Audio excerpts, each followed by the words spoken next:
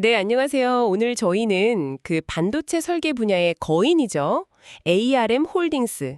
이 회사에 대해 보내주신 자료들 좀 깊게 파보려고 합니다. 네, ARM 사실 칩을 직접 만드는 건 아니고 그 설계 자산, 그러니까 IP라고 하죠. 네, IPO. 그걸 판매하는 아주 독특한 방식으로 특히 스마트폰 시장에서 엄청난 성공을 거뒀죠. 맞아요. 스마트폰 시대의 거의 뭐 핵심이라고 할 수 있었는데, 근데 이제 보니까 AI, 데이터 센터, 자동차 이런 새로운 분야로도 엄청 빠른 게 확장을 하고 있더라고요. 그렇습니다. 그래서 오늘 자료들을 통해서 ARM이 지금 어디쯤 와 있는지, 또 뭘로 성장을 이끌고 있는지, 그리고 뭐 앞으로 넘어야 할 산은 없는지. 네, 그런 것들 핵심만 딱딱 짚어보겠습니다. 당신에게 가장 중요한 정보들 한번 뽑아내보죠. 자, ARM의 핵심, 그러니까 본질은 역시 패블리스 IP 라이센스 사업 모델이에요. 생산 시설, 그러니까 공장은 아예 없이 오직 설계에만 집중하는 거죠. 설계에만? 네. 크게 보면 라이센스가 두 가지 종류가 있어요. 하나는 ARM이 다 설계해 놓은 코어, 이걸 그냥 가져다 쓰는 프로세서 IP 라이센스. 아, 완성된 걸 쓰는 거군요. 네. 다른 하나는 그 애플 같은 회사들이 쓰는 방식인데 ARM 명령어 세트라는 기본 틀 위에서 자기들만의 칩을 직접 설계할 수 있게 해주는 아키텍처 라이센스가 있습니다. 아, 그게 좀 더 자유도가 높겠네요. 훨씬 높죠. 그래서 수익은 일단 처음에 라이센스 계약할 때 받는 수수료가 있고요. 또 하나는 파트너사들이 ARM 기술 들어간 칩을 팔 때마다 조금씩 받는 로열티. 이게 보통 칩 판매가의 한 1에서 2% 수준. 아, 1에서 2%지만 그게 모이면 엄청나겠네요. 워낙 많이 쓰이니까. 그렇죠.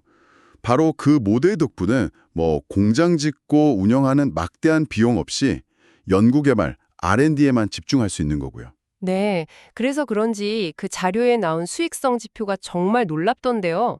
2025 회계연도 4분기 BGAAP 매출 총이익률이 무려 98%라고요? 네, 98%. 정말 대단한 수치죠. 이게 바로 1,000곳이 넘는다는 파트너사들, 이 광범위한 생태계를 구축하고 유지할 수 있는 힘의 원천 중 하나예요. 1000곳 이상이라 그 생태계라는 게 구체적으로 어떤 강점을 가지는 건가요?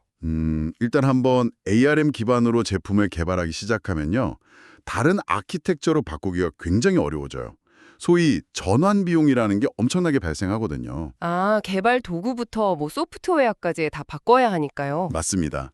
시간, 비용, 노력 이런 것들이 많이 들죠. 그러니까 파트너사 입장에서는 계속 ARM을 쓸 수밖에 없는 구조가 되는 거고 이게 경쟁사들한테는 넘기 힘든 진입장벽이 되는 겁니다. RM의 핵심 경쟁력이라고 할 수 있죠. 그 경쟁력이 실제 실적으로도 나타나는 것 같아요. 보니까 2025 회계연도 실적이 아주 좋더라고요. 연 매출 40억 달러를 처음으로 넘겼고 전년 대비 24%나 성장했어요. 네, 사상 최대 실적이죠. 특히 라이센스 매출, 이게 전년 대비 43%나 늘었고요. 와, 43%요? 그리고 로열티 매출도 사상 처음으로 20억 달러를 돌파했습니다. 로열티도 엄청나군요. 이런 성장을 이끈 구체적인 요인은 뭘까요? 라이센스랑 로열티 둘 다 이렇게 크게 늘어난 거요? 가장 큰 요인은 역시 최신 ARMv9 아키텍처 도입이 늘어난 거랑 AI 수요가 폭발적으로 증가한 덕분입니다. ARMv9이랑 AI 수요. 네, ARMv9은 성능, 보안, 특히 AI 연산 능력을 크게 강화한 최신 설계인데요. 이 기술에 대한 수요가 많아지면서 라이센스 매출이 확 튄 거죠. 아, 최신 기술이니까 라이센스 비용도 더 높을 수 있겠네요. 그럴 수 있죠. 그리고 동시에 AI 열풍 때문에 전반적으로 고성능 칩 수요가 늘어나면서 결과적으로 로열티 수입도 같이 증가한 겁니다. 시장 점유율도 칩 가치 기준으로 보면 43%에서 47%로 상승했어요. 특히 모바일 쪽은 뭐 여전히 압도적이고요. 네, 모바일은 거의 암 천하라고 봐야겠죠. 근데 아까 AI 이야기가 나왔는데 이게 암 성장의 핵심 동력으로 계속 꼽히는 이유가 뭔가요? 데이터 센터 이야기도 많이 나오고요. 네, 그게 바로 암 설계의 가장 큰 장점 때문인데요. 바로 전력 효율성입니다. 전력 효율성? AI 연산이라는 게 사실 어마어마한 전력을 소비하거든요. 근데 데이터 센터 입장에서는 이 전력 비용이랑 발열 문제가 엄청난 부담이에요. 그쵸. 서버가 수십만 대씩 돌아가니까요. 맞습니다. 그래서 이 부담을 줄이려고 전력 효율이 훨씬 좋은 ARM 기반 칩으로 눈을 돌리고 있는 겁니다. AWS, 구글, 마이크로소프트, 심지어 엔비디아까지 이런 빅테크 기업들이 자체적으로 ARM 기반 칩을 개발하거나 도입하고 있는 게 바로 그 증거죠. 아, 그래서 요즘 뉴스에 계속 나오는군요. 자체 칩 만든다고. 네. 게다가 이 데이터 센터용 칩은 보통 스마트폰 칩보다 훨씬 복잡하고 가격도 비싸거든요. 그러니까 암 입장에서는 더 높은 로열티 수익을 기대할 수 있는 매력적인 시장인 거죠. 수익성 개선에도 도움이 되겠네요. 그래서 그런지 아미는 아주 야심찬 목표를 내놨더라고요. 2025년 말까지 데이터 센터 CPU 시장 점유율을 50%까지 가져가겠다. 현재 한 15% 정도로 추정되는데 이게 가능한 목표일까요? 바로 그 지점에서 약간 시각차가 존재합니다. IM은 굉장히 공격적인 목표를 제시했는데 옴대아나 IDC 같은 시장 분석 기관들은 훨씬 보수적으로 봐요. 2025년 점유율을 한 20%에서 23% 수준으로 예측하고 있거든요. 50%랑 20%대는 차이가 너무 큰데요. 그렇죠. 이 목표치와 예측치 사이의 큰 간극. 이게 IM이 앞으로 증명해야 할 과제이자 투자자들이 주목하는 중요한 리스크 요인 중 하나입니다. 데이터 센터 외에 다른 성장 동력은 없나요? 자동차나 IoT 같은 분야도 얘기가 나오던데요. 물론 있습니다.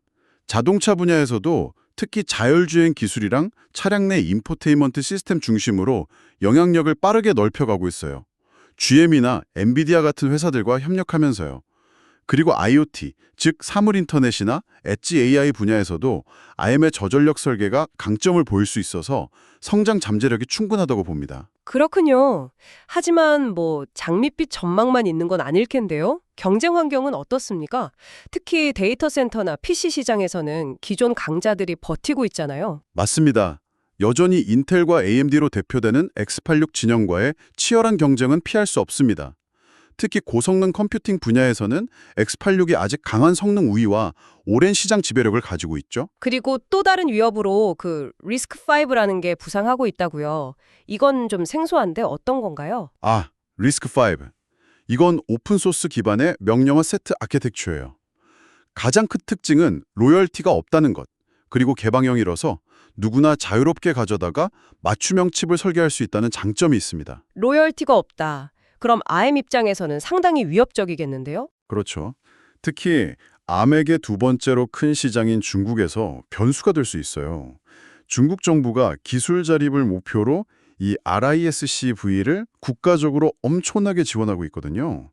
이게 미중 기술 패권 경쟁 같은 지정학적 리스크와 맞물리면서 암에게는 상당한 부담이 될 수 있습니다. 아, 중국 시장 리스크도 있군요.